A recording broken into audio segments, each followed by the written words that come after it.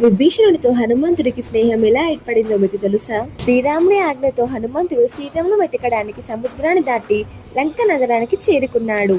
రాత్రి వేళ లంకలోని రాజభవనాలు, తోటలు, వీధులు అన్నిటిలోనూ తిరుగుతూ సీతమ్మ జాడ కోసం వెతికాడు. చాలా చోట్ల వెతికిన ఆమె కనిపించలేదు. అప్పుడు ఒక ఇంటి ముందు శ్రీరామ అని రాసి ఉండడం చూసి హనుమంతుడు ఆశ్చర్యపోయాడు. రాక్షసుల నగరంలో శ్రీరాముని పేరు కనిపించడం అతనికి విచిత్రంగా అనిపించింది. ఆ ఇంట్లో నివసిస్తున్న వారు శ్రావణుడి తమ్ముడు విభీషణుడు. అతను రాక్షస వంశంలో పుట్టిన ధర్మపరుడు మరియు సత్యవంతుడు. హనుమంతుడు బ్రాహ్మణ వేషంలో విభీషణుని కలిశాడు. తరువాత తన అసలు రూపాన్ని చూపించి తాను శ్రీరాముని దూతనని చెప్పాడు. సీతమ్మను వెతకడానికి వచ్చానని తెలిపాడు.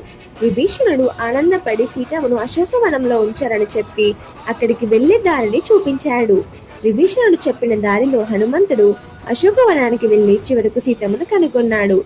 ఈ సంఘటనతో హనుమంతుడు మరియు విభీషణుడు మంచి స్నేహితులయ్యారు. హనుమంతుడు అంటే మీకు ఇష్టమైతే కామెంట్ బాక్స్ లో జై బజరంగ బలి అని రాయండి. అలాగే మా ఛానల్ ని సబ్స్క్రైబ్ చేసుకోండి.